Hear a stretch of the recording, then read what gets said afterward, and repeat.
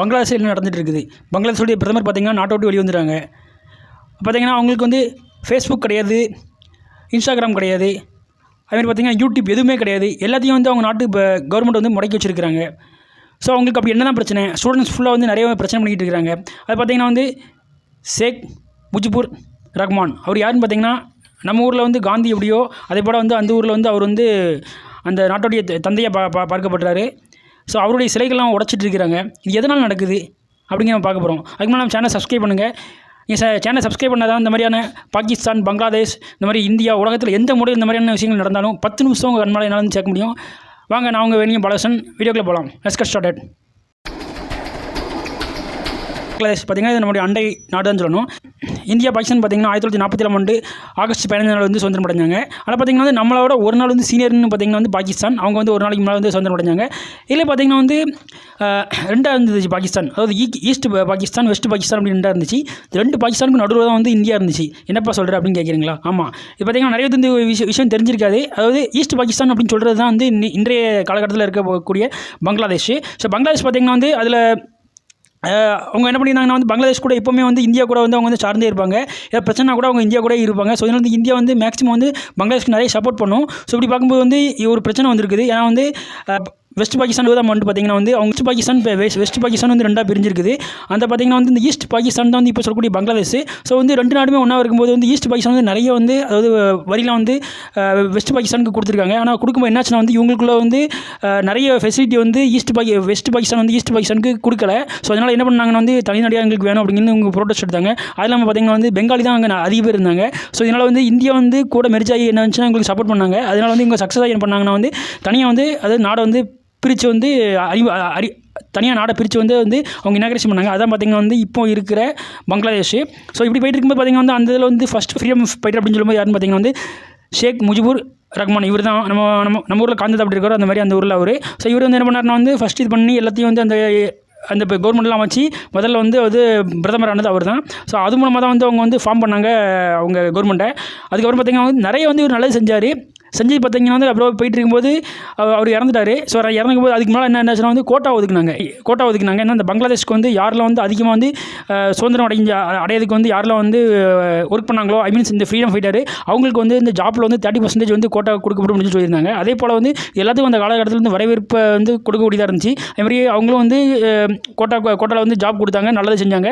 காலப்போக்கில் அவங்க இறந்துட்டாங்க. இப்போ இருக்கிற பார்த்திங்கன்னா வந்து ஷேக் ஹசீனா அப்படிங்கிறது இருக்காங்க, அவங்களோட இருக்காங்க. ஷேக் ஹசீனா யாருன்னு பார்த்திங்கன்னா வந்து அந்த முஜிபுர் ரஹ்மான் இருக்காங்களா அவங்களுடைய பொண்ணு தான் வந்து ஷேக் ஹசீனா. ஸோ இப்போ அவங்க தான் பிரதமராக இருந்திருக்காங்க. அவங்களும் வந்து பார்த்திங்கன்னா 1996 ஒரு டைம் வந்து பிரதமர் வந்தாங்க. அப்புறம் பார்த்திங்கன்னா வந்து 2009 இருந்து இப்போ 2024 வரை அவங்க தான் வந்து பிரதமராக இருந்துருக்காங்க. இவங்க வந்து அதே போல் வந்து எல்லாமே நல்லா செஞ்சுட்ருக்காங்க. எஜுகேஷனுக்காண்டி நிறைய பண்ணியிருக்காங்க. வந்து இந்தியா அதாவது அந்த இந்தியா பங்களாதேஷ் இந்த ரெண்டுமே டைப் வச்சு நிறைய இதெல்லாம் பண்ணிட்டு இருக்காங்க. இப்போ பார்த்திங்கன்னா திருப்பூரில் கூட நிறைய அந்த ஃபேக்ட்ரிஸ்லாம் இது பண்ணுறது வந்து அவங்க வந்து அந்த ஒர்க்லாம் எடுத்துகிட்டு பார்த்திங்கன்னா வந்து அது ஷேக் ஹசீனா தான் சொல்லணும். ஸோ அந்தளவுக்கு வந்து வேலைவாய்ப்பு நிறைய கொடுத்துருக்காங்க. எஜுகேஷனும் நிறைய வந்து நோட் புக்கு அப்படின்னு ஸ்டூடெண்ட்ஸ் எல்லாத்தையுமே ஃப்ரீயாக கொடுத்துருக்காங்க. இப்போ வந்து ஸ்டூடெண்ட்ஸ் எல்லாருமே வந்து அந்த ஷேக் ஹசீனாவுக்கு அகைன்ஸ்டாக வந்து ப்ரோட்டஸ்ட் எடுக்க காரணம் பார்த்திங்கன்னா வந்து என்னென்னு பார்த்திங்கன்னா ஒரு இது சொல்லப்படுது. ஏன்னா இவங்க கவர்மெண்ட் ஃபார்ம் பண்ணி வந்து ரன் பண்ணிகிட்டு இருக்கும்போது அதாவது என்ன சொன்னாங்கன்னா வந்து அந்த ஃப்ரீடம் ஃபைட்டருடைய பசங்களுக்கு வந்து கோட்டா ஒதுக்குறாங்க 30% சொன்னாங்க. சரி, ஓகே, பரவாயில்ல, அது இது பண்ணிட்டாங்க. அதில் இப்போ பார்த்திங்கன்னா வந்து இவங்க இப்போ 2024 ஆண்டு ஆட்சிக்கு வந்த பிறகு என்ன சொல்லியிருக்காங்கன்னா வந்து அவங்க ஃப்ரீடம் ஃபைட்டருடைய பேரம்பேத்திக்கும் வந்து ஜாப் ஒதுக்கணும் அப்படிங்கிற மாதிரி சொல்லியிருந்தாங்க. இதில் வந்து நிறைய டென்ஷன் ஆகிட்டாங்க. என்ன அப்போனா வந்து ஃப்ரீடம் ஃபைட்டர்ஸுக்கு வந்து இதில் யார் ஃப்ரீடம் ஃபைட்டர்ஸு யார் வந்து யார் நம்ப முடியும் அப்படின்னு இதில் வந்து நிறைய வந்து கரப்ஷன் நடந்த மாதிரி சொல்லுறாங்க. ஏன்னா ஃபேக் சர்டிஃபிகேட்லாம் நிறைய பேர் வந்து அடிச்சு கொடுத்துருக்காங்க. இந்த ஃப்ரீடம் ஃபைட்டர்ஸ் நாங்கள் தான் அப்படிங்கிற மாதிரி. இதையே வந்து நிறைய பிரச்சனை வந்துருச்சு. இப்போ வந்து பேரம்பேத்திக்கும் நீங்கள் கொடுத்தீங்கன்னா அப்புறம் மற்றவங்கலாம் வந்து சாதாரண பீப்புள்ஸ்லாம் வந்து நாங்கள்லாம் மனுஷங்க கிடையாதா, அப்புறம் எங்களுக்குலாம் வேலை கிடையாது அப்படிங்கிற மாதிரியா நிறைய பீப்புள்ஸ் வந்து இவங்களுக்கு அகேன்ஸ்டாக வந்து ப்ரோட்டஸ்ட் எடுக்க ஆரம்பிச்சிட்டாங்க. இது என்னாச்சுன்னா வந்து அதுக்கப்புறமாட்டி இவங்க என்ன சொன்னாங்கன்னா அந்த தேர்தல் வரும்போது இல்லை அப்படிலாம் கிடையாது, இது வந்து ஃப்ரீடம் ஃபைட்டர்ஸ்க்கு உண்டு பார்த்திங்கன்னா வந்து எப்படின்னா அவங்களோட டாப் போஸ்டிங்கில் உள்ளவங்களுக்கு இது கிடையாது, ஸோ டாப் போஸ்டிங்கில் உள்ளவங்களுக்கு காமனாக உள்ளது அப்படிங்கிற மாதிரி அவங்க சொன்னாங்க. அதுக்கப்புறம் திரும்ப வந்து அவங்க இது பண்ணும்போது அப்புறம் திரும்ப வந்து ஃப்ரீடம் ஃபைட்டர்ஸில் உள்ள பேரம்பேத்தியில் உள்ளவங்கலாம் அவங்க என்ன சொல்லிட்டாங்கன்னா, திரும்ப எனக்கு மாதிரி இந்த மாதிரி கோட்டாவில் வந்து கவர்மெண்ட் எங்களுக்கு கொடுத்தாங்க, திரும்ப வந்து கிடையாது அப்படின்னு சொல்லிட்டாங்க. அப்படின்னு சொல்லிட்டு இதுக்கு வண்டி அவங்க வந்து பண்ணாங்க, வந்து சுப்ரீம் கோர்ட் மேலே வந்து அவங்க கேஸ் போட்டாங்க. சுப்ரீம் கோர்ட் என்ன சொல்லிட்டாங்கன்னா வந்து அதை வந்து நீ கவர்மெண்ட் நீங்கன்னு சொன்னீங்க, அப்புறம் நீங்கள் பண்ணி கொடுக்கணும் அப்படிங்கிற மாதிரி சொல்லிட்டாங்க. இதனால் எல்லா மக்களும் வந்து என்ன பண்ணிட்டாங்கன்னா வந்து கவர்மெண்ட் வந்து சொன்னாங்க அது செய்யலை அப்படிங்கிற மாதிரியா வந்து இவங்க ஹசீனா மேலே வந்து அது எல்லா பக்கமும் திரும்பிடுச்சு. ஸோ இவங்க எதுவுமே செய்யலை, சொன்ன வாக்குறுதி காப்பாற்றல அப்படிங்கிற மாதிரியா இவங்க பக்கம் திருப்பிட்டாங்க. ஸோ இதனால் என்னாச்சுன்னா வந்து நிறைய வந்து இவங்களுக்கு வந்து எதிர்ப்பு வந்து இப்போ இதாகிடுச்சு. ஏன்னா எப்படின்னா ஃபஸ்ட்டு வந்து கவர்மெண்ட் வந்து ஃபார்ம் பண்ணது பார்த்திங்கன்னா இவங்க அப்பா தான் ஃபார்ம் பண்ணியிருக்காங்க. அப்போனா பார்த்திங்கன்னா வந்து ஃப்ரீடம் ஃபைட்டர்ஸ் வந்து எல்லாருமே இவங்களுக்கு தெரிஞ்சவங்க தான் இருப்பாங்க. ஸோ இவங்களுக்கு தெரிஞ்சவங்களுக்கு இந்த லாயல்ட்டி கொடுக்கணும் அதுக்காண்டி, இல்லை இவங்களுக்கு தெரிஞ்சவங்களுக்கு சப்போர்ட் பண்ணணும்னு சொல்லிக்காண்டி இவங்க என்ன பண்ணிட்டாங்கன்னா வந்து இந்த மாதிரியா வந்து ஒரு இது கொடுத்துருக்காங்க அப்படிங்கிற மாதிரியா இவங்க அந்த ஒரு கோட்டா கொடுக்காங்க அப்படிங்கிற மாதிரியா இவங்க மேலே அந்த கம்ப்ளைண்ட் ஆனோன்னா எல்லாருமே இவங்க பக்கம் திருப்பிட்டாங்க. ஸோ இவங்க பக்கத்தில் இருக்க அந்த கட்சிகளும் என்னாச்சுன்னா வந்து எதிர்கட்சிகளுக்கும் இது வந்து இவங்க வந்து அந்த ஸ்டூடெண்ட்ஸோடு சேர்ந்து அதிகமாக வந்து இவங்களுக்கு பிரச்சனை ஆகி போச்சு. அதனால் இப்போ என்ன ஆச்சுன்னா வந்து இவங்க அந்த நாட்டை விட்டு வெளியே கிளம்புற சூழ்நிலையாகி போச்சுது. ஸோ இதான் வந்து இந்த இதாக இருக்குது. பொதுமக்கள் வந்து இப்போ என்ன சொல்கிறாங்கன்னா வந்து இல்லை ஷேக் ஹசீனா வந்து அவங்க வந்து நாட்டை விட்டு வெளியே போகணும், ரிசைன் பண்ணிடுங்க அப்படின்னு சொல்லிட்டாங்க. இவங்க வந்து இந்த இந்தியா கூட வந்து ஒரு நல்லிணக்கமாக இருந்திருக்காங்க. இதன் காரணமாக வந்து இப்பவும் கூட வந்து இவங்க இந்தியாவில் தான் வந்து இருக்கிறாங்க அப்படின்னு சொல்கிறாங்க.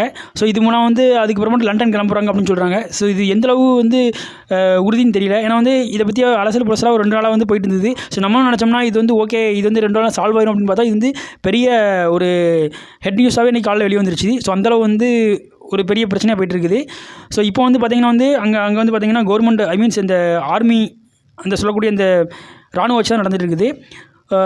இது எதனால இந்த பிரச்சனை நடக்குது, எதனால் ஏற்பட்டுச்சு அப்படிங்கிறது நீங்கள் என்ன நினைக்கிறீங்க அப்படிங்கிற கமெண்ட் பாக்ஸில் கமெண்ட் பண்ணுங்கள். நிறைய பேருக்கு பங்களாதேஷை பற்றி நிறைய விஷயங்கள் தெரியாமல் இருக்குது. பங்களாதேஷ் வந்து இப்படி ஒரு அதாவது 70 தான் வந்து அவங்க வந்து சுதந்திரம் அடைஞ்சாங்க, அவங்களும் வந்து ஒரு பாகிஸ்தான் வந்து பிரிஞ்சது தான் பங்களாதேஷ் அப்படிங்கிறது நிறைய பேருக்கு தெரியாமல் இருக்குது. ஸோ இது வந்து பங்களாதேஷை பற்றி அதாவது கேட்கக்கூடிய உங்கள் ஃப்ரெண்ட்ஸ்க்கு சொல்லுங்கள். நிறைய பேருக்கு இந்த விஷயங்கள் வந்து தெரியப்படுத்துங்க. ஃப்ரெண்ட்ஸு பேரண்ட்ஸுக்கெலாம் வந்து இதை வந்து ஷேர் பண்ணுங்கள்.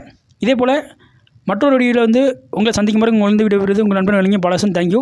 அதுக்கு மேலே பார்த்திங்கன்னா நம்ம சேனல் சப்ஸ்கிரைப் பண்ணுங்கள். அப்போ தான் இந்த மாதிரியான இன்ட்ரெஸ்டிங்கான நிகழ்ச்சிகள் இந்த உலகத்தில் எந்த மூலையில் நடந்தாலும் உங்கள் கண்மால் என்னால் கொண்டு சேர்க்க முடியும். அப்போ தான் யூடியூப் உங்களுக்கு ரெக்கமெண்டேஷன் பண்ணும். தேங்க்யூ. Heads of.